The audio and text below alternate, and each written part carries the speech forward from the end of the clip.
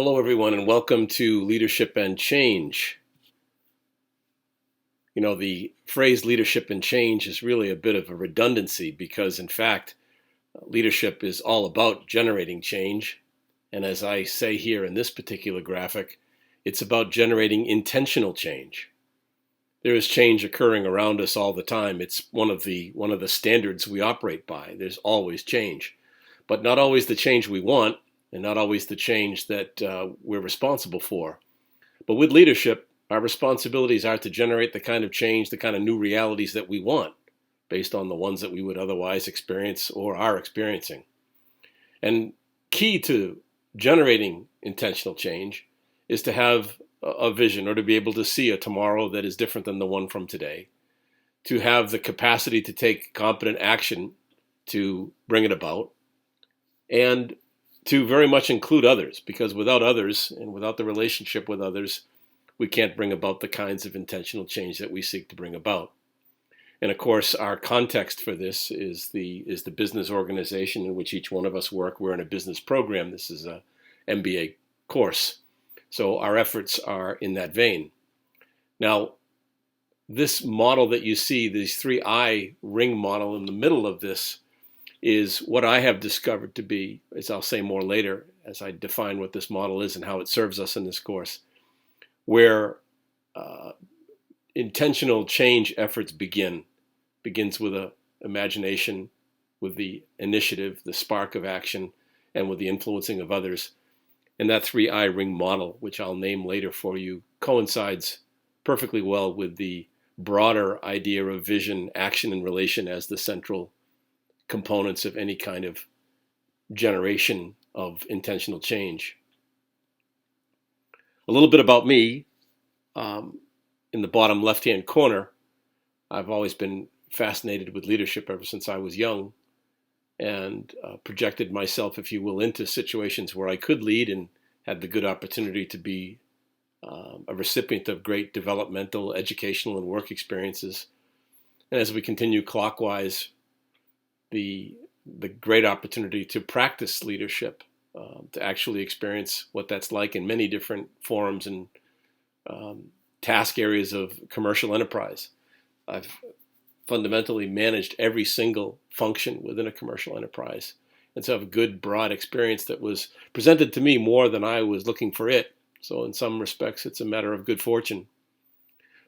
But in my post actual leadership practice role in the past 3 years, I've gone into the study of leadership, reflecting on the experiences I've had, trying to continue to learn from that, plus add to that learning by studying what others have written, said, and done about leadership. So I've developed a bit of a philosophy. And where I hope that philosophy serves is in this new phase of my existence, my career, where my fascination with leadership continues, but my approach to it is now much more of one of educator and coach, and projecting you into leadership situations in the future that you find attractive to you and to assist you on your journey. My background includes a lot of things. I don't mention the particular company titles here, though they're not secret. I was CEO of a middle market, broad international industrial group, and up until the end of 2012. And since that time, I've been involved with a host of things that you see graphically presented in front of you on this graphic here, from business coaching, individual coaching, part of a national network of ex-CEOs, teaching at various institutions, including this one, writing at length on LinkedIn in a Leadership 15 series that I had done from a previous course of this sort, and a mosaic of activities in the coaching, teaching, and leading others in the process of becoming leaders.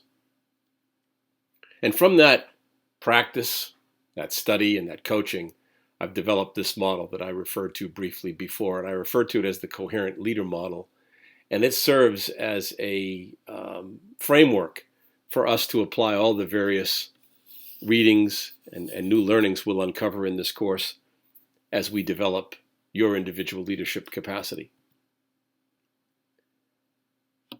Now, as I show in this graphic here, each and every one of us is buffeted about by circumstance and our existence and things that go well, things that don't go well, things that we pursue, things that others have for purposes for us, some of which are welcome, some of which are not. And that's a normal function of life. But here you are in this leadership development course. And so what I'd like to ask you, and I'll post a separate area on Blackboard for this, in this first class, before we really get underway in making new distinctions and learning new skills, is to understand what is your expectations. You come into this thing with your life experience to this point in time, your story, if you will, your narrative. And what does it suggest to you at this particular point in time that you'd like to get out of this course? Please share that with me and with the others in the group in the area that you'll see identified. You may want to do that now and come back to this, pause this video, and come back to it once you've completed this first task.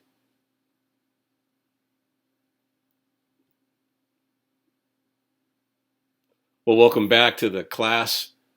And at this point, I'd like to just bring you up to date with what I'm referring to here as the current state of the science of leadership. And it's a pretty fragmented mosaic, again,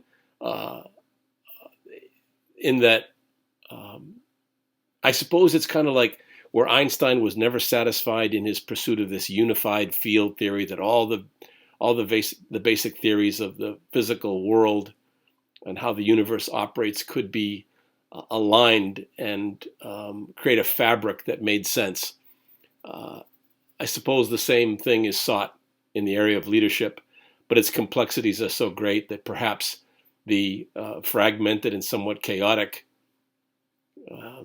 current circumstance, as you see from these various quotes, is a normal function of something as complex as people operating with other people, trying to get them to do what really is, I think, one of the hardest things any person can do, is imagine a future reality, take competent action to try to bring it about, and convince enough other people to believe in that same future truth that they join you in that pursuit.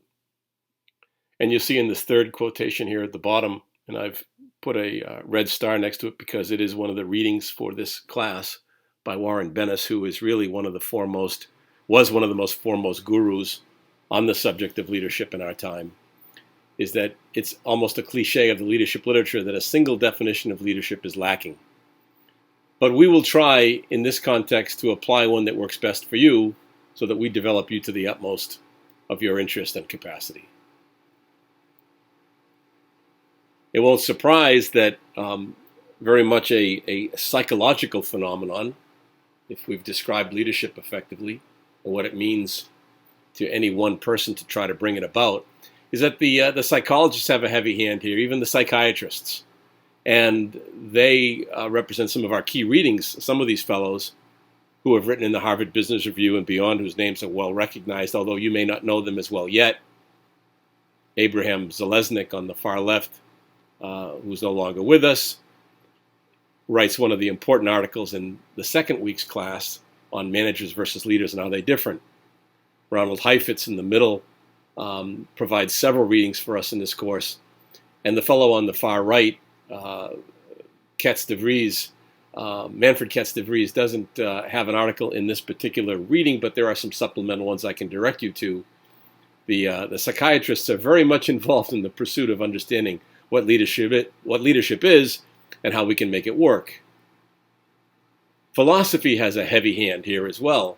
I refer to it as its many indirect influences, only because philosophy as itself doesn't take on leadership as a study, but leadership comes out of the fabric of many key philosophies, and I've graphically represented 4 here. On the far left is Martin Heidegger and his ontology, phenomenology studies, which are central. Just next to him to the right is William James, famous from the pragmatist school. Then you see in the bottom right an image, a statue of Marcus Aurelius representing the Stoics. And then the yin-yang graphic there represents the Taoists. And I pull from all 4 of these philosophies and others in the course of understanding leadership and sharing it with you.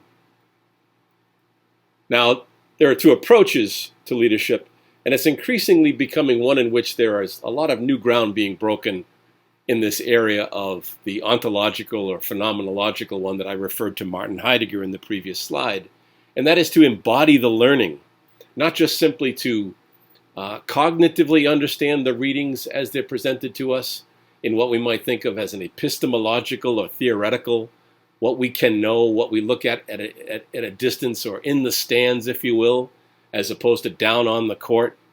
And we try to, in this course, involve much more of the down on the court, actionable learning as best we're able to do so. We don't avoid entirely the cognitive learnings. There's still so many readings that we can draw from, but we try to balance that with action-oriented activities in the course. And as I show here, the in the stands type of work will be the readings and the lectures that I provide you. The on the court work, well, you'll see more of that in the forthcoming slides here, but hopefully with that, we embody this new learning. And as this quotation suggests from an old indigenous Papua New Guinea tribe, who wrote that learning is a rumor until it is in the muscle. There's a lot of student instruction leadership that I will be asking of you, and it kind of turns our cognitive embodiment graphic that I had in the previous slide upside down when you think that the retention rate, as we understand it, we take in a little when we read it, we take in a little bit more when we hear it, we store more when we actually see what it is we're being taught. When we see and hear it, it's even stronger. When we engage in discussion where we begin to act in conversation, it solidifies our learning greater. When we actually experience it, much stronger. And when we go on to teach it to someone else, our preparation and readiness for it requires such that our retention rate grows quite strong. So your involvement in the student and leadership element of the course will embody the learning and help you to retain this subject matter for your purposes much longer into your careers. Now, we all look upon leaders in the broader world. They're a constant source of fascination for all of us. And the question here is, who do you perceive to be those noteworthy leaders?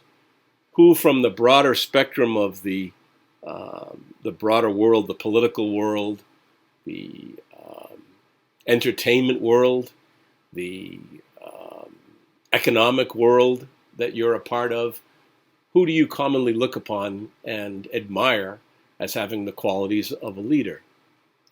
I think it's important to reflect on this and to try to model some of those behaviors that we admire most. But what makes these people who put their pants on one leg at a time, just like the rest of us, so effective? What are they effective at doing that gives them these leadership platforms from which to speak and act? How do they generate such circumstances for themselves? Well, let's move down from the broader national and international scope of who we admire as leaders and take our focus down to our work situation, our organization, our career.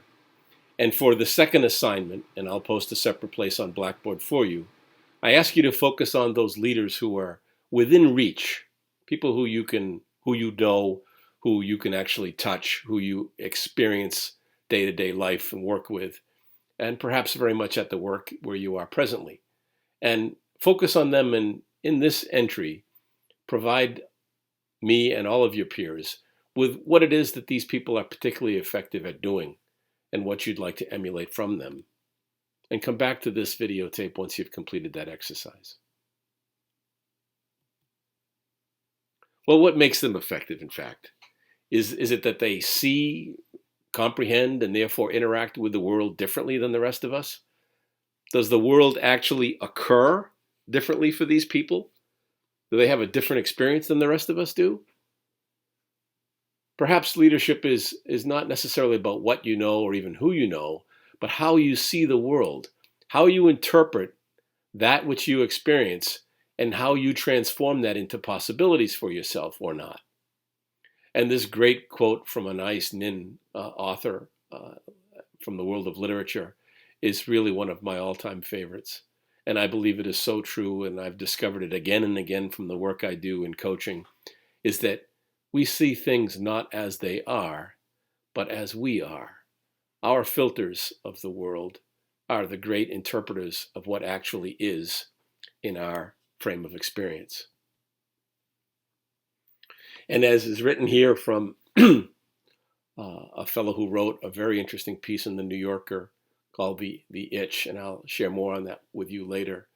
And I should caution here that neuroscience and the reductionists, if you will, are always trying to, without necessarily dumb it down, but to granularize or atomize our experience into what is actually happening, like in the brain stem, for example, and that's the clue to our existence. And I'm very cautious about that. But in this particular instance, and I'll just read this aloud so that we share it together, what Gawande discovered and wrote in his article was that if visual sensations were primarily received rather than constructed by the brain, you'd expect that most of the fibers going to the brain's primary visual cortex would come directly from the retina. But instead, scientists have found that only 20% of these connections do. 80% of them, a great majority, come downward from regions of the brain governing functions like memory.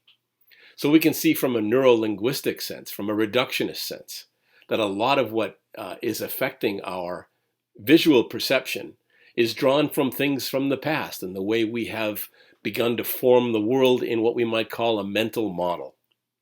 And this is a very important construct that we'll talk about later in the course. So we arrive at somewhat of a new ontological view, and remember from a couple of slides previously, I referred to Martin Heidegger down here in the left-hand corner and his ontological studies and phenomenology specifically, is that new observations naturally give rise to new ways of being and new actions, and the way we observe by either the neurolinguistic evidence or by our own experience is central to what it is we see in the context within which we may or may not rise to leadership responsibilities. And there's a very important model which we will refer to time and again throughout the course, which is this OAR model, that we observe naturally, we take action based on what it is we observe and interpret, and we generate a certain kind of result. If we're not particularly happy with that result, what people commonly do is they go back and they change the action a little bit, or they tweak it, or they make it stronger or louder, or even just repeat it.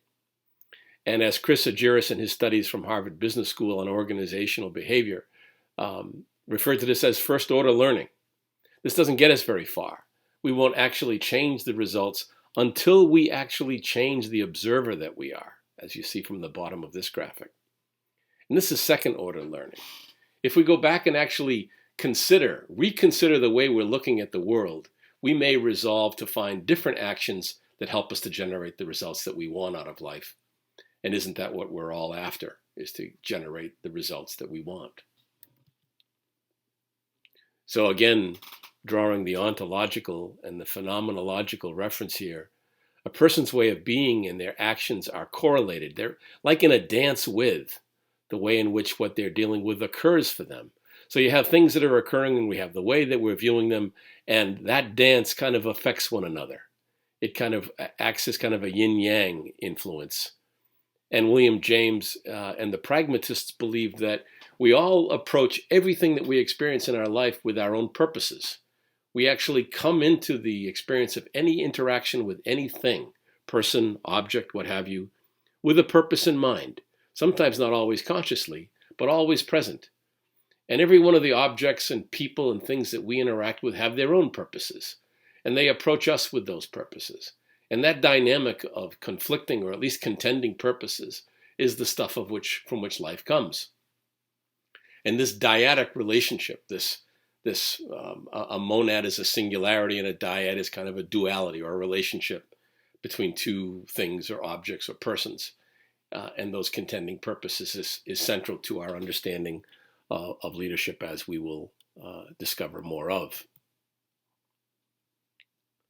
You know, if we take a binary view and say that there are two different domains in which we categorize all the things that we see and learn and do, is that there are those things that cannot be changed and there are those things that can. And we are always making a distinction between these domains in our everyday life. These distinctions that we make are assessments, and we're going to talk a lot about speech acts in this course to try to put these things more at our behest as developing leaders.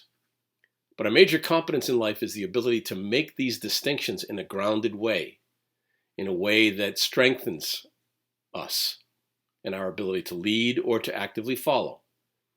And we witness every day the observer in others and in ourselves, basically the observer and their assessments. And what I hope we will accomplish as one outcome from our study together is that in this reflective action that we pursue, that we will discover that we can move more things to the right, that perhaps the things that we may have foreclosed as being factual and end of story maybe aren't as ended or hard-ended, I guess, as we might perceive, that there's more room for possibilities, that as we alter the observer that we are, and as we uncover more skills and observations in the course of studying leadership and becoming leaders, that we will find more things possible for us and for our world. One of the key ways we're going to do that is by the use of our Leader Development Journal. And I'm going to say more about this in due course, but fundamentally this is one of the key actionable areas of our embodied learning on the court, if you will, in this Leadership and Change course. Let's talk a little bit about leadership sources and mechanisms. I think it's an important backdrop for us, and we will revert to the work of Bruce Avolio and a cohort of his fellow professors from the University of Washington, who have done some landmark work, I believe, on what they're referring to as an integrative model of leadership. Not an integrated, but an integrative, one in which it still opens the possibilities of other theories to be entwined with what we've known to this point in time, perhaps in the pursuit of that unified field theory, if you will. But whether it does or it doesn't accomplish that, it's a very open and receptive approach to new ideas in leadership. And in this research that they have done, what they posit in their integrative theory is that there are at least 5 sources of leadership, as you see in the graphic shown here. And you play a key role in all of those potential sources, because all of those sources are very much possibilities for you at this particular point in time. And in our forthcoming class, we're going to focus in on these roles of follower and leader. And as I referred to previously, this dyadic relationship between follower and leader, this dance that goes on, if you will. And we'll begin to look at definitions, distinctions about managing versus leading. And there are very important distinctions we need to make. And then from that, we'll move on into the other aspects, the other sources in classes 3 through 5, principally, but they'll come overlapping in various segments throughout, because we're always talking about our leadership development within our work and business context today.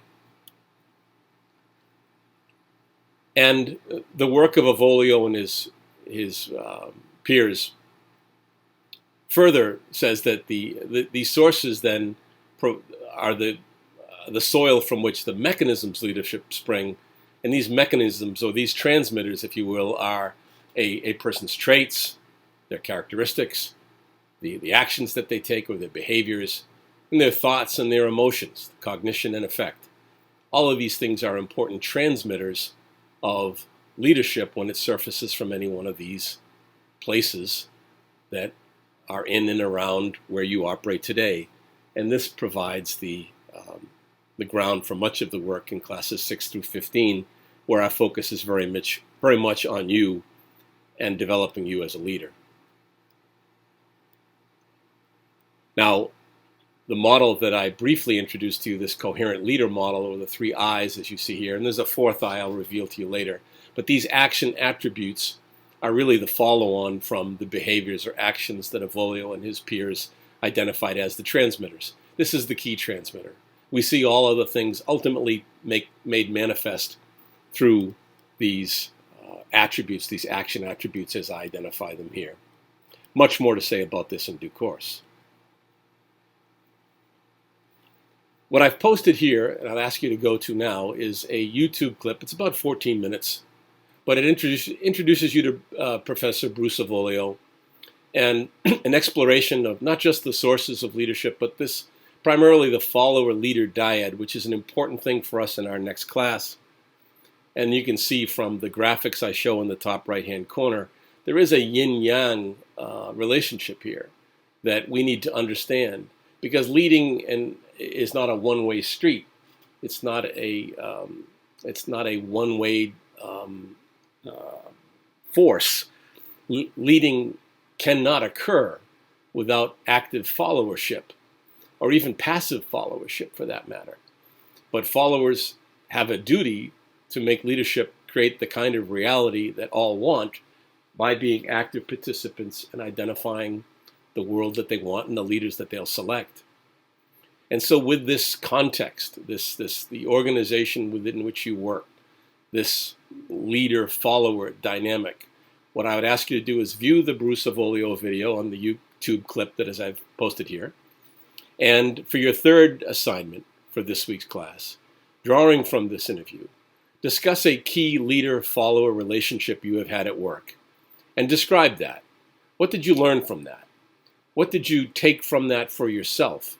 Did things go well? Did they not go well? Even a bad situation may be worthwhile, as they often are, for what we can learn from them and share with each other so that we all draw the benefit of learning from each other's leader-follower dyad experience in this class. So come back to this video after you've completed that assignment.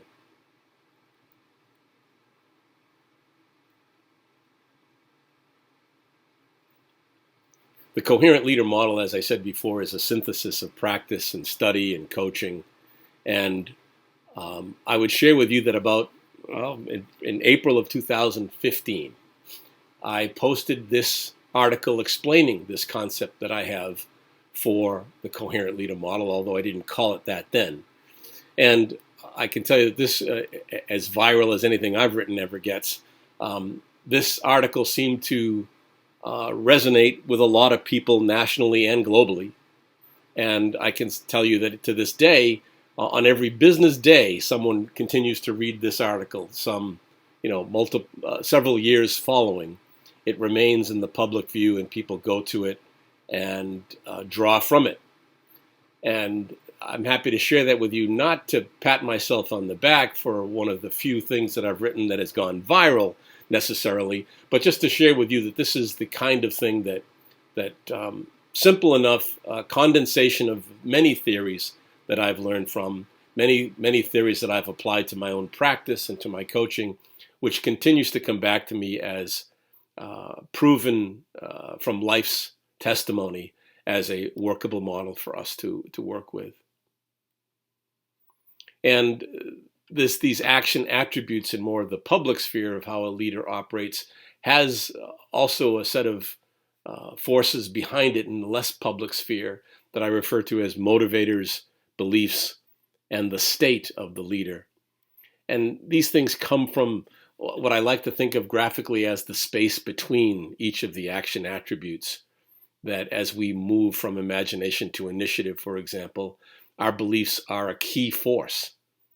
And as we move from taking action to try to influence others, our state, made up of things like our body, the emotion, language, our story, if you will, are terribly influential. And as we move from between influence and imagination, our motivations, our interest in power, what power means to us, the things we care about, the things that influence what we're pursuing in life that we want, are a very strong presence and need to be well understood for leadership to be developed well. So I come to this point to my objectives. This is a particularly long video for our first class. You will see that in subsequent online classes, the video lecture will be approximately 20 to 30 minutes. But in this first lecture, it's very important to get these ground rules established with you and this basic understanding. And I'll let you just look at these objectives that I have for the class. And I'll post these slides for you to look at later, where you can read these at your leisure. There are certain rules for the road that I'll reinforce when we see each other in our class next week. But I do expect everyone to be fully prepared, which means that the readings are fresh when you walk into class, that we will respect all the participants in our class. This is very much a co-supportive arena where we are engaging in each other's trust and commitment to supporting one another as developing leaders. And we need to hold each other accountable for just that. There's a syllabus that is obviously posted on the resources on Blackboard for this course. And it includes at least the first iteration of all the readings, the class objectives as we pursue, plus a lot of other important facts as you would expect for the course. Our in-class structure and obligations looks like this, and we'll begin to experience this in the second class. We won't have these designated student leader elements that you see in gray here for our first class session, because you won't have had time necessarily to prepare for it. And I have to demonstrate a few things for you so you know exactly what to do. But in classes, the in-class classes, the physically together classes that we have in the McCarthy Center, from the 27th on, will follow this roadmap. And I'll explain that all to you in class on the 13th. And as I mentioned, the Leadership Development Journal is a central component of how we put our learning on the court and embody the work. And you will be asked to, in a schedule that I will show so that all participate in this equally, to present a PowerPoint-based format of 3 slides and to present your leadership development journal entry for that week, or whichever week that you choose to present it from, and to allow the group in the classroom session 15 minutes for Q&A, and we'll follow a certain support protocol, which I think is important for each other, in that when we have constructive criticisms or questions, we follow a certain rigor to support one another first before registering anything in the way of a criticism or an in-depth question. And so I'll reinforce this in our classroom session coming up next week. And this will be in the slides that I will post in a PDF up on Blackboard. But you might like to see just a couple of examples of how others have posted leadership development journal entries, and how thoughtful and focused they were, so that you begin to execute this in a similar fashion. I recommend that, if possible, that you buy a separate physical journal for this purpose. Some people like to operate electronically, but I recommend that you do it in this fashion so that it becomes a physical, regular reminder. And to the extent that you go beyond just the regular weekly requirement for it, for the online classes, and commit to it every week or even as often as you wish, to the extent you do that, you're going to get that much more out of this exercise as a developing leader. And we go through a coding exercise, which I'll reinforce in class next week, which I will explain then, and you'll see this in the slides, so you'll have a preliminary look at it here. But we code them because at the end of the period of time, it's helpful for us to try to understand whether or not our leadership development journal entries have us looking backward or looking forward. Not that either is good or bad, but just it's interesting to note where we are headed. The particular action that we are primarily operating from, and where is the source of that action? What's the driving force behind it? As I say, more and more to be explained in class on the 13th. Here's just some example of how the coding entries at the end, and you'll see from the way the 2 other students and the examples I provided several slides prior as an example for you. in addition to the Leadership Development Journal, another example of your actionable or on-the-court leadership efforts in this class will be a case and role play, a business case drawn from the text, and role play that you with another of your peers in your class will conduct for the class as a way to demonstrate and have a little fun with the learning that we pick up that particular week. More on this next week as well. Our online class structure will follow this rigor.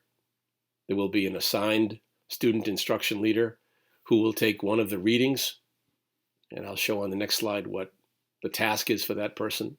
There'll be a video lecture from me, shorter than this week's to be sure, and there will be Leadership Development Journal entry presentations by selected students, and in addition to the selected students who present their entry for all others to react to, the rest of us will also submit our weekly Leadership Development Journal entries as well. Here are some instructions on how I expect the student instruction leader in the online class to conduct the class reading. This will also be available in the uploaded slides. As mentioned, the Leadership Development Journal entry presentation occurs both in class and online in a schedule that I will provide you. In this far right column on the online session grid, these are the specific student responsibilities that are central to your grade performance. And again, I will include these in the uploaded slides and reinforce them with you in our in-class session on the 13th. There will be a separate video or set of slides that I'm going to post to you, so stand by for that, which has some specifics on the grade weighting, the peers in this particular class, and a few other important, pertinent, timely facts. But I'll post that in a separate entry to be shared with you shortly. Thank you.